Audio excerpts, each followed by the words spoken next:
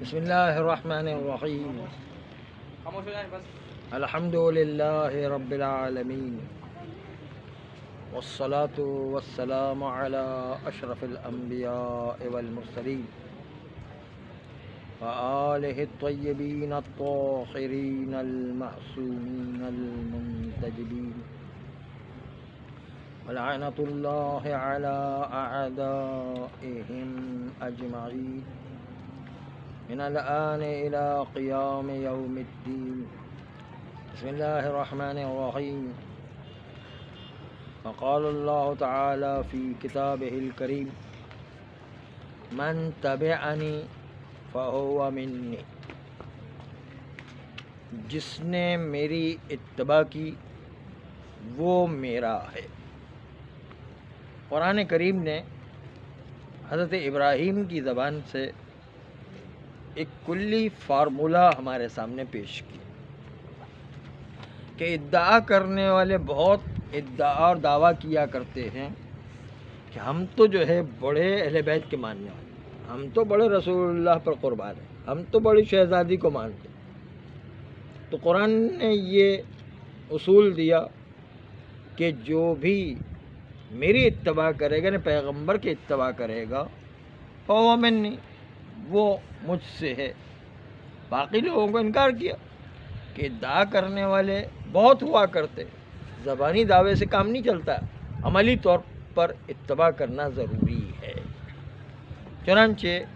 ایک دن ایک عورت شہزادی فاطمہ زہرا صلوات اللہ علیہا کی خدمت آئی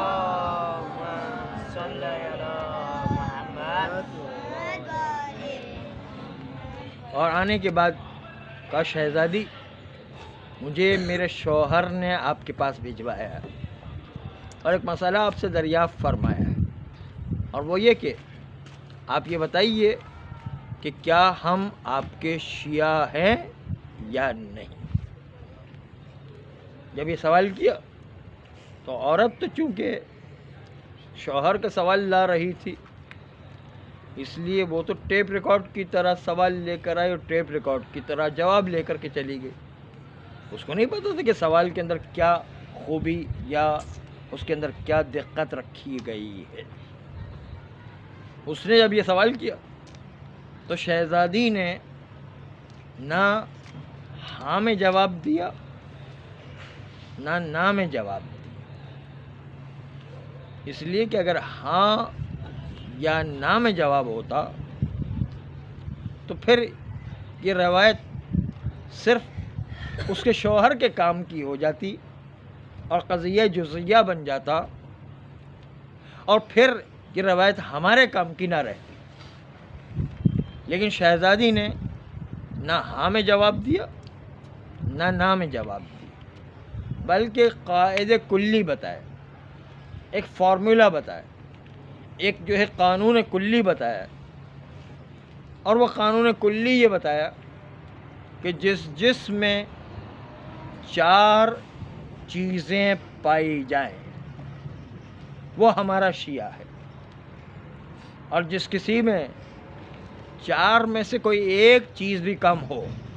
تو وہ ہمارا شیعہ نہیں۔ کا پہلی چیز یہ کہ وہ ہم سے محبت کرنے والا، یعنی اہل بیت علیہ الصلوۃ والسلام سے محبت کرنے والا، عقیدت رکھنے والا، ولایت کو ماننے والا۔ اسی لیے یہ شخص مولا امیر المومنین صلوات اللہ علیہ کی خدمت میں حاضر ہوا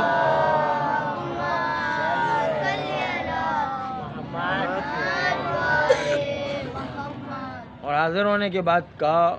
یا امیر المومنین، میں آپ سے بہت شدت سے محبت کرتا ہوں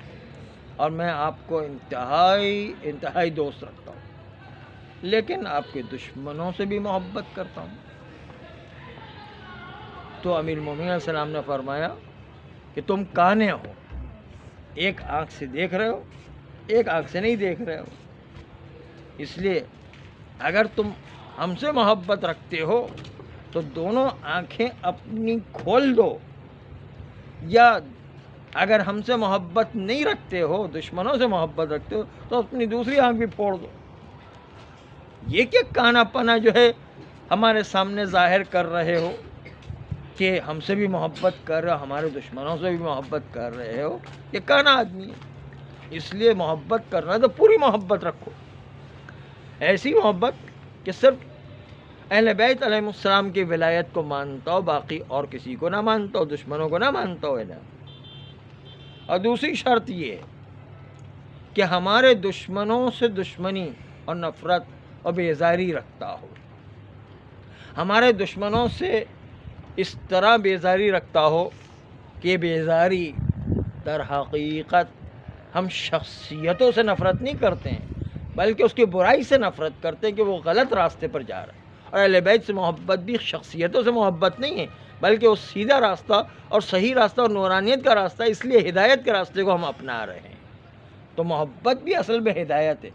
اور نفرت بھی اصل میں گمراہی سے بچنا ہے۔ بس ہم اہل بیت سے محبت کرتا ہو اور ہمارے دشمنوں سے نفرت کرتا ہو، بیزاری اختیار کرتا ہو۔ اور تیسری شرط یہ کہ جن جن باتوں کا ہم نے امر کیا ہے، حکم دیا ہے، اس کو انجام دینے والا ہو، اور جن جن باتوں سے ہم نے روکا ہے ان سے رک جانے والا۔ چوتھی بات یہ کہ نہیں کا مطلب رک جانے والا ہو ان کاموں سے جن کاموں سے ہم نے منع کیا ہے۔ یہ چار باتوں پر عمل کرنے والا تو پھر ہمارا شیعہ ہے، اور اگر ان میں سے ایک بات بھی کم ہے تو وہ ہمارا شیعہ نہیں ہے۔ ایک مرتبہ عورت تو شوہر کا سوال لے کر آئی تھی، لیکن سوال یہ بھی ہے کہ عورت کے شوہر خودے جو ہے مولا امیر المومنین سے سوال کرنے کے لیے کیوں نہیں گیا؟ شوہر جو رسول اللہ سے سوال کرنے کے لیے کیوں نہیں گیا؟ اس عورت کو کیوں بھجوایا شہزادی فاطمہ زہرا سلام اللہ علیہا کی خدمت میں؟ یہ بھی ایک سوال ہے، لیکن وہ جواب کے آخر میں آئے گا، وہ آپ ملاحظہ کریں گے کہ خاص وجہ تھی کہ شہزادی کی خدمت میں شوہر نے اس عورت کو بھجوایا۔ ایک مرتبہ شہزادی نے جب یہ جواب دیا، چار چیزیں جس میں موجود ہو وہ ہمارا شیعہ ہے، اگر ایک بھی چیز کم ہے تو وہ ہمارا شیعہ نہیں۔ یہ عورت تو چونکہ شوہر کا سوال لائی تھی، اس کا اپنا تو سوال نہیں تھا، اس لیے اس نے سوال کا جواب سنا، ایک ٹیپ ریکارڈ کی طرح محفوظ کیا، اور محفوظ کرنے کے بعد جا کر کے اپنے شوہر کو سنایا۔ جیسے ہی اس عورت نے اپنے شوہر کو سنایا، دوبارہ شوہر نے واپس بھیجا، الٹا پیروں شوہر کے کہنے کے مطابق وہ بیوی دوبارہ شہزادی کی خدمت میں آئی اور کہا، شہزادی آپ نے کیا جواب دے دیا؟ جس کے نتیجے میں جیسے ہی میں نے آپ کا جواب اپنے شوہر کو سنایا، میرا شوہر تو بیچارہ رونے لگ گیا، میرا شوہر تو بیچارہ پریشان ہو گیا، میرا شوہر تو مسلسل گریہ کرنے لگ گیا۔ شہزادی آپ نے جو ہے کیا جواب دے دیا جس کے نتیجے میں میرا شوہر جو ہے اتنا گریہ کرتا جا رہا ہے؟ اور اس نے پلٹ کر یہ کہا ہے کہ شہزادی ہم آپ اہل بیت علیہ السلام کو اس میں کوئی شک نہیں ہے کہ چاہنے والے ہیں، اور آپ کے دشمنوں سے نفرت کرنے والے ہیں، یہ دو باتوں میں تو کوئی شک نہیں ہے، لیکن جن جن چیزوں کا امر آپ نے کیا، جن جن چیزوں کا حکم آپ نے کیا، یا جن جن سے رکنے کا حکم دیا، ان دو باتوں میں تھوڑی سی کوتاہی ہو ہی جاتی ہے، تھوڑی بہت جو ہے ہم سے کوتاہی ہو جاتی ہے، تو کیا ہم آپ کے شیعہ نہیں ہیں؟ اور اگر ہم شیعہ نہیں ہیں تو پیغمبر نے ارشاد فرمایا، یا علی انت و شیعتک هم الفائزون، اے علی تم اور تمہارے شیعہ ہی کامیاب لوگ ہیں، تو کیا ہم پھر کامیاب نہیں ہوں گے؟ اور ہم بھی دشمنان اہل بیت کی طرح کیا جہنم میں جلیں گے؟ ہم بھی کیا دشمنوں کے ساتھ جہنم میں جائیں گے؟ اگر یہ دو باتیں ہم میں موجود نہیں اور شیعہ ہم نہیں ہوئے تو اس کے نتیجے میں دشمنوں کے ساتھ کیا ہم بھی جلیں گے؟ اور اس کے نتیجے میں میرا شوہر تو مسلسل بیچارہ روتا جا رہا ہے۔ ایک مرتبہ شہزادی نے مسکرا کر کہا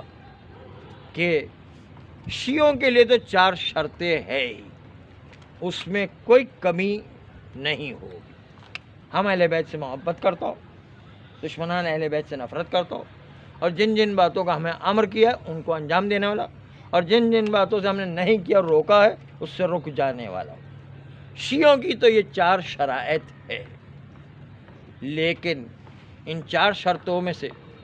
اگر ایک بھی شرط کم ہو جائے تو وہ ہمارا شیعہ تو نہیں ہے،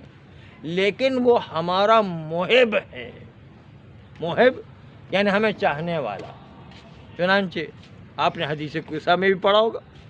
جمع من شیعتنا و محبینا، جب جو ہے ہمارے شیعوں میں سے کچھ لوگ اور ہمارے محب میں سے کچھ لوگ جمع ہو کر کے دعا مانگا کرتے تو ان کی دعائیں قبول ہوا کرتی، اور جو فرشتے ان کو گھیرے میں لیے ہوئے ہوتے ہیں اور ان کی حفاظت کیا کرتے ہیں۔ یہ جو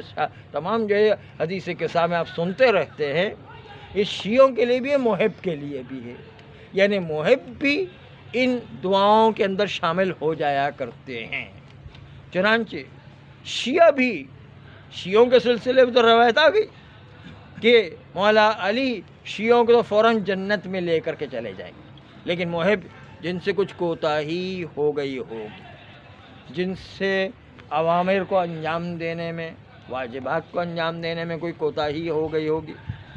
یا نواہی کو انجام دینے میں، نواہی سے بچنے میں انسان میں کوئی کوتاہی ہو گئی ہوگی، اور انسان کے لیے حرام چیز سے بچنے میں کوئی کوتاہی ہو گئی، تو ایسی صورت میں وہ محب کہلائے گا، اور محب کہلانے کے نتیجے میں وہ بھی مستحق ہو جائے گا کہ اس کو بھی شفاعت نصیب ہو جائے۔ اور سلسلے میں شہزادی کی روایت یہ ہے کہ شہزادی روز قیامت جنت کے دروازے پر کھڑی رہیں گی تاکہ مولا حسین کے عزاداروں کو ایک ایک کو چن چن کر کے جنت میں لے جائے، اور اسی طریقے سے اہل بیت کے چاہنے والوں کو ایک ایک کو چن چن کر کے لے جائے۔ یہ در حقیقت محب لوگوں کے لیے ہی ہے کہ شیعوں کو تو مولا علی فوراً جنت میں لے کر کے چلے جائے، لیکن جو محب ہوں گے جن میں کچھ کوتاہی ہو گئی ہوگی، شہزادی فاطمہ زہرا صلوات اللہ علیہا ان کی سفارش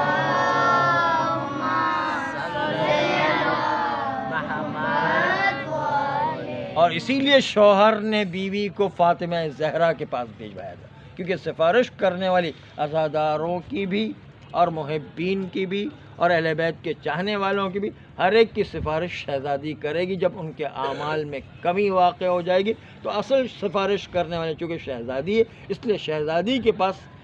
بیوی کو بھیجوایا تاکہ شہزادی سے پوچھے کہ ہم آپ کے شیعہ ہیں یا نہیں، تو شیعہ تو نہیں لیکن محب بن جائے تو یہ بھی ہمارے لیے بہت عظیم بات ہے، اور اس کے نتیجے ہم شہزادی کی شفاعت کے مستحق ہو جائیں گے۔ پروردگار عالم ہم سب کو بیوی کی شفاعت نصیب فرمائے، ہمارے گناہ کبیرہ و صغیرہ کو معاف فرمائے، آئندہ بھی گناہوں سے بچنے کی توفیق عطا فرمائے، نسلاً بعد نسل ایسی اولاد عطا فرمائے۔